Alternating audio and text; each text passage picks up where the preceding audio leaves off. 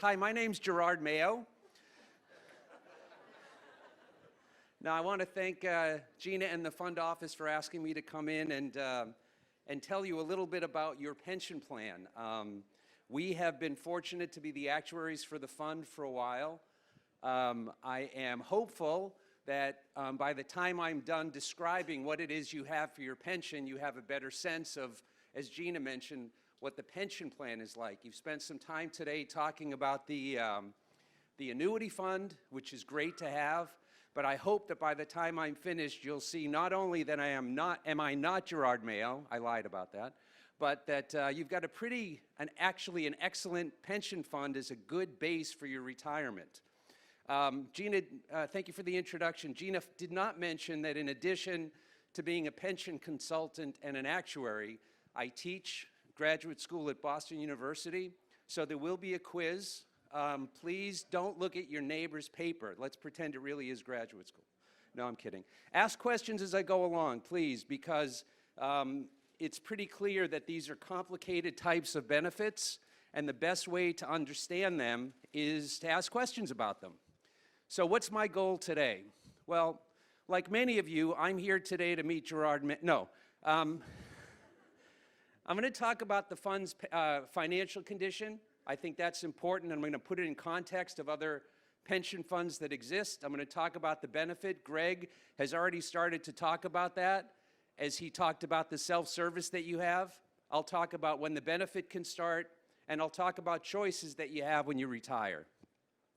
So let's get to the most important thing from finances to begin with, which is that this fund is in the green zone. The green zone, which I'll talk about in a bit, which is the best financial position a multi-employer fund like this one can be in. You may have heard stories about pension funds that benefits are being cut back, that members are getting notices that the fund is critical and so forth. This is like the opposite of that. It's a pleasure to work with this group of trustees because they've done such a good job of helping ensure that the benefits of the fund are at a point at which they can still be in this green zone. The second thing I'll mention, because it's a point of discussion among many funds, is that when we do our calculations, we're assuming that the fund is going to earn 7.5%. I mention that because when we've done this in the past for other funds, sometimes the members are curious about that. So here's some pictures. I like to use pictures to try to demonstrate.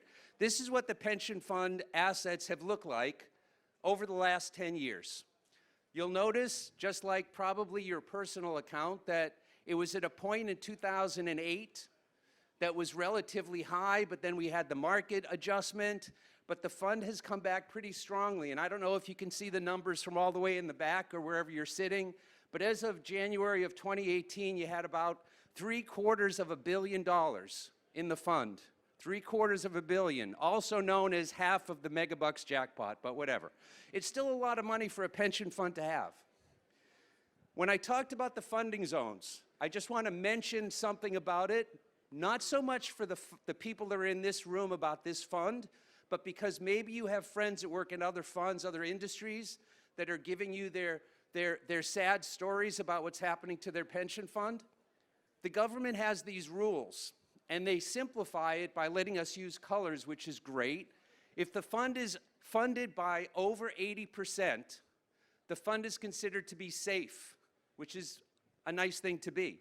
If the fund is below 80 but above 65, it's considered to be endangered. We call that the yellow zone. And if it's below 65, it means that the fund is critical. When you hear stories in the news about certain multi-employer union funds that are cutting benefits to members and retirees, those are the funds that are in that red zone. The government wants funds to try to be stronger. Like I said, for this fund, not a problem, because this fund has historically, ever since the government put in these new rules back in 2008, this fund has always been in the green zone. You can see that just like the market moved and the assets moved down a little bit, you are right now at a point where you're 96% funded as of the beginning of this year. Every year you all get a notice from the fund. It's called the annual funding notice. that actually has much of this information in it. I'm not sure how many of you read it, but one of the things that you'll notice year to year as you look at it is that the fund continues to grow in terms of its percentage funded. So enough about the finances. Like I said, feel free to ask questions as I go along if anything needs some clarification. Let's talk about the benefits. So this fund has been around, as you all know, for quite a while. And the fund's benefits are broken down into two pieces, kind of an old piece, which for those who can see the screen, I've had printed in red, and the newer piece, which is printed in blue. When I say the old piece, any pension credits that you earned before January of 1993, you would get a benefit of $85 a month for each one of those credits. I know, nobody told you there was going to be math today, but I'm going to walk you through it slowly in just a moment.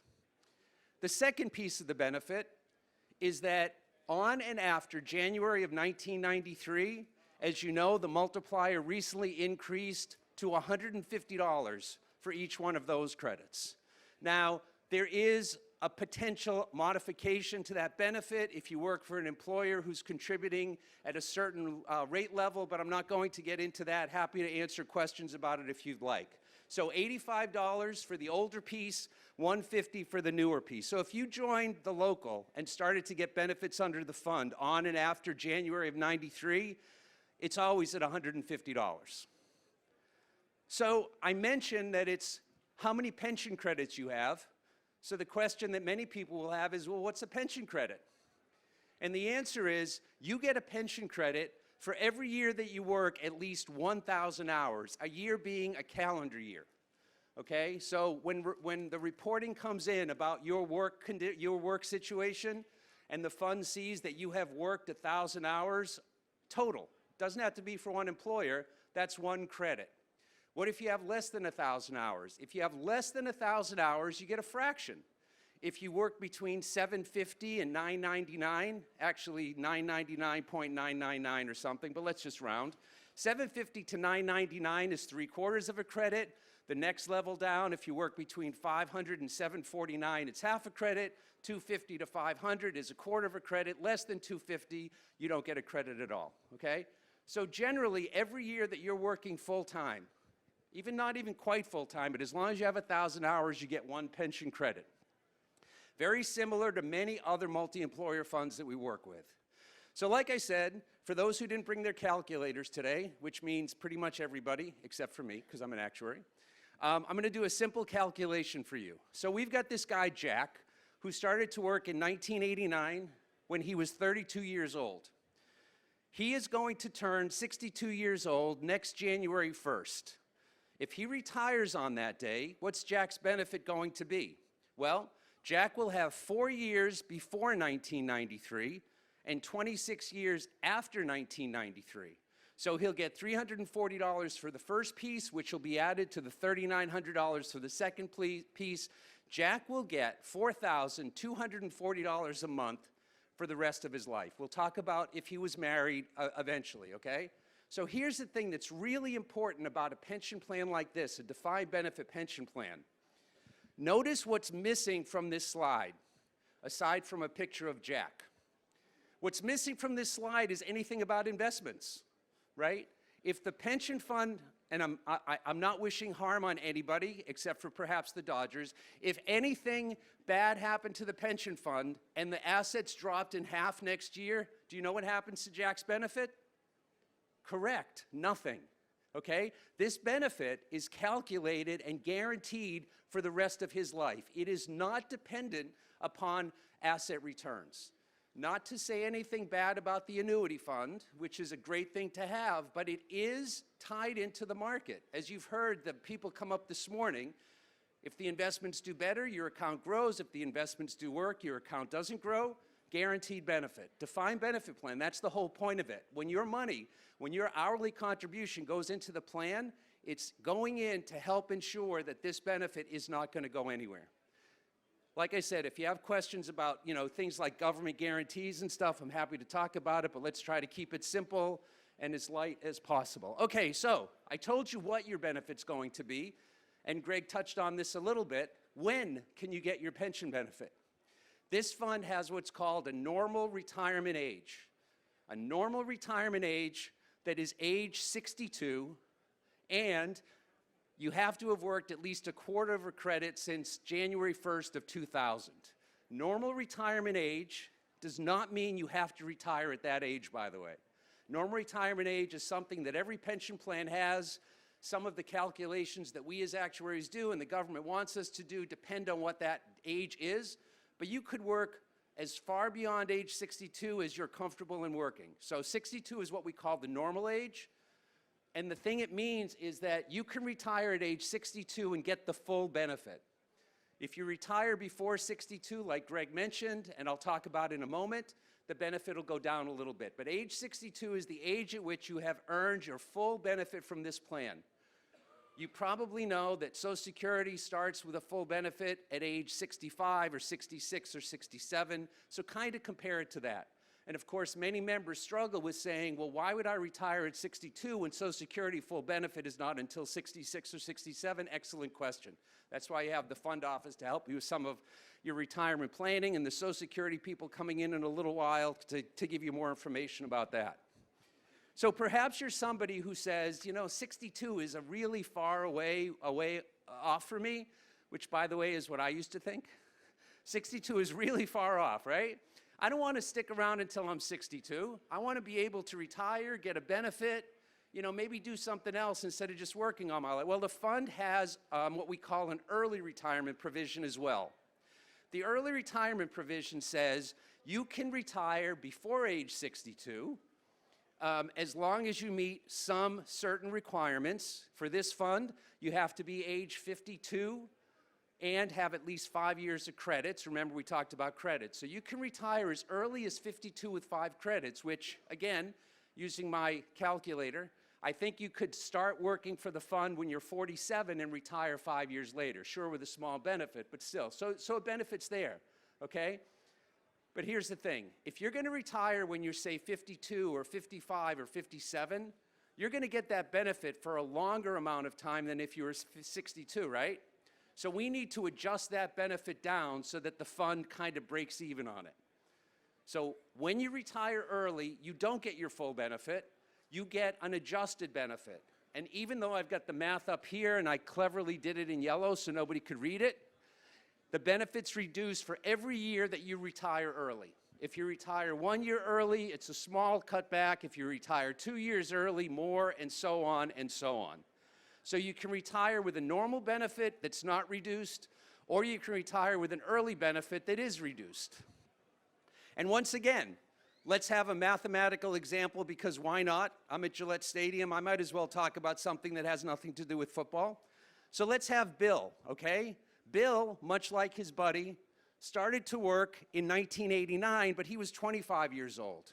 If you remember, his friend Jack was 32 when he began.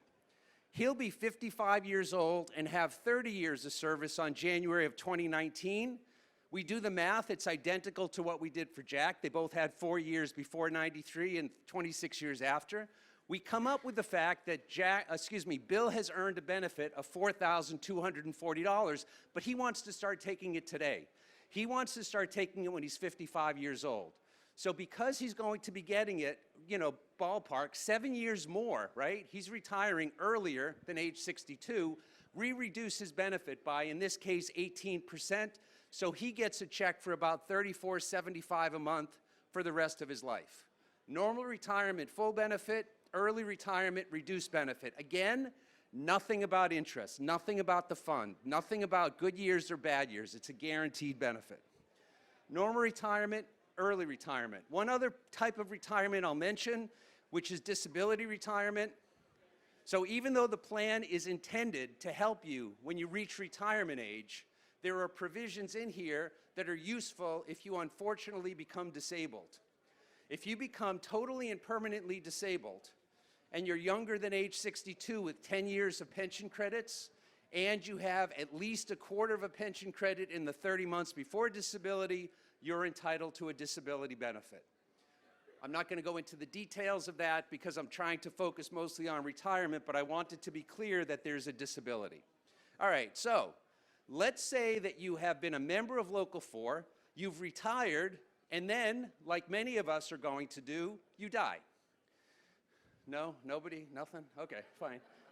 So what happens to your benefit when you die? Again, right now you're a retiree who dies. I'll talk about if you're not yet a retiree. It's going to depend on the form of benefit that you choose, and I'll mention form in just a bit.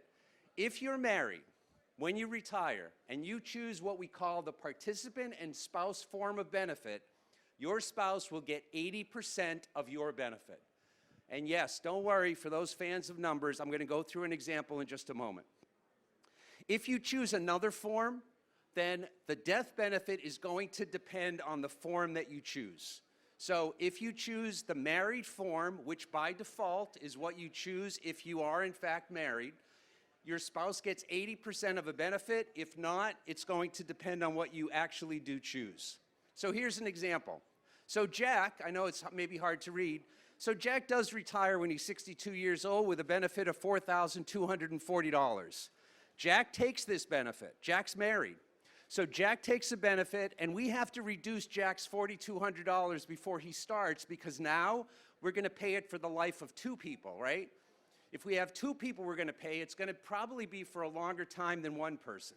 So we reduce Jack's benefit to $3,540. We get an adjustment to Jack's benefit based on his age and the age of his spouse. So Jack is now receiving a benefit every month. Jack and his wife, in the mail or electronically, get a check for $3,540. When Jack dies, I'm going to assume right now that Jack dies before his wife does. Jack's wife gets a benefit of 80% of that. Jack has passed away. Jack and his wife were getting checks for $3,540 a month. When Jack passes away first, Jack's wife gets $2,800 for the rest of her life. Nothing like this in the annuity fund, right? I mean, this is a benefit that's intended to be able to cover you and your spouse for the rest, literally for the rest of your lives. And some of you may be asking, well, what happens if Jack's wife passes away first? This plan has what's called a pop-up provision. If Jack and his wife are getting a check for $3,540 every month, Jack passes away first, Jack's wife passes away first, the benefit pops back up to that life $4,200 that Jack got. So if you die first, it goes down, 80% of it. If your spouse dies first, it goes up. Please, don't think too much about this. I promise it's not intended for any adverse consequences. All right? Everybody clear about that? So the bigger point is that you're protected and your spouse is protected, that you're getting a check every month while the both of you are alive, while only your spouse is alive, or while only you are alive. A guaranteed check every month. All right, so now we've talked about the retirement part. Let's just move on just a little bit to what's vesting. You may hear the term vesting. Looking around the room, I'm not sure that there are many people who are not vested, but let's just talk about what it is. Vesting means ownership. Once you work in the fund for 5 years, you have a benefit that cannot be taken away from you. So let's just pretend, this is a good one, let's pretend we're all 25 years old, all right? So if I was 25 years old, 5 years after I start working in this fund, I'm vested in my benefit, whatever the math works out to be. I decide, as my example here, Freddie, to stop working for the fund when I'm 30, okay? I go off and I do something else. I really do get that job as a linebacker for the Pats or whatever it is. I come back when I'm 62 years old. The benefit that I earned when I was 30 is payable to me because I'm vested. I earned it. Like I said, I expect that everybody in this room is already vested, but if you're talking to some of the younger members on the job, if they leave after 4 years, they leave with nothing. If they leave after 5 years, there's a benefit that they will get, not until their retirement, but they will get the benefit. So that's vesting. Let's just go back for a moment because I only touched on one of the choices. If you're married, when you retire, by default, you choose that 80% choice, that your spouse gets 80% of your annuity. You have other choices at retirement. You can take an annuity for half, for 2/3, or for the full amount. The benefit's going to be adjusted Actuaries do this. We adjust the benefits so that the fund ends up balancing out, that you don't take too big of a benefit. You can also choose a life annuity. If you're married, you can choose to have your benefit payable, like in Jack's case, for $4,200 for the rest of your life. But when you die, your spouse gets nothing. So it's a tough choice at retirement, and it really is useful to have the fund office kind of help walk you through your choices. There's also something called a 10-year certain and continuous annuity, which guarantees the benefit for 10 years. And what if you're not married? Well, if you're not married, the only choice that you can't have is that 80%. So perhaps you retire with a child who's in their 40s, they can be your beneficiary. You could name a sibling a beneficiary. I'm just saying this, you can name me as a beneficiary, I will not mind it, okay? But you can name somebody as your beneficiary if you're single. You also have an option of getting a lump sum benefit. You retire, you get a check for up to $25,000, which kind of comes out of the future payments. We reduce your benefit just a little bit. The point here is that when you get to age 62, it's not like you fill out a piece of paper and the check starts coming in. You fill out the paperwork, and then you got to think a bit about what you think is going to happen with you, your spouse, your family, your finances, and all that sort of stuff. So you complete the beneficiary designation. If you're married, it's automatically your spouse. Otherwise, it's anybody you want it to be. And again, let me just put in a pitch for I am a great beneficiary. No, I'm sorry, I can't say that. Apparently I can't say that. Pretend I didn't. All right, so that takes you through the point at which you've decided to retire. But let's just take one quick step back and say, what about the unfortunate circumstance where you pass away before you hit retirement age, okay? So if you're married, your spouse receives a monthly pension for the rest of your spouse's lifetime. Again, this is a defined benefit plan. The actual amount of that benefit is going to depend on what age, how many years you had, age, and all that sort of stuff. But if you die before you start your pension benefits, there is a benefit from this plan payable to your spouse. It's 100% of the benefit you would have received if you terminated the day before you died and you chose that 80% benefit. I think the new software system perhaps can help with some of the modeling of that. If you're younger than age 52, the benefit is calculated as if you were 52. So there is in my opinion, a very good death benefit from this fund to help protect your family in the unfortunate circumstance that you pass away before you begin to receive your retirement benefits. What if you're not married, or what if you don't have a spouse beneficiary? Well, if you don't have a spouse or you're not eligible for it for whatever reason, there is a one-time lump sum death benefit of $10,000 times the number of years that you've worked. So you pass away without a spouse after working for 20 years, hold on a second, 20 times 10,000, $200,000 lump sum death benefit, which was recently increased, by the way.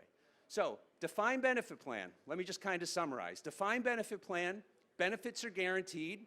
There are a variety of non-retirement benefits that are in it, such as death, such as disability, such as vesting. But if you get to the point of being able to retire, which I believe most of you will now receive a benefit, a monthly check every month for the rest of your life, which I think is an awesome deal. I believe that I have hit my end. A couple minutes left. There must be questions. I'm really not that good at this. Come on, questions.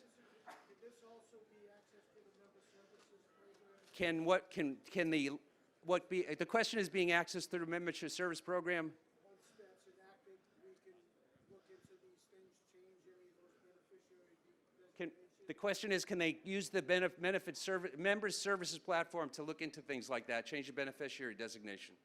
You can access it, and you can fill out a form to change your beneficiary. We're still going to need something in writing from you, but as I mentioned, there's a fillable form now. You can go out online, fill in a new beneficiary, electronically sign it, and send it to us. And yes, we will change your beneficiaries. More questions. I left some stuff out on purpose to make sure you'd ask. I told you I teach this stuff, so I know what I'm doing. Come on. It's not even lunchtime yet. You sure? Really? Well then, I guess I will just sign on. No. Well, thank you. Thank you. Thank you very much.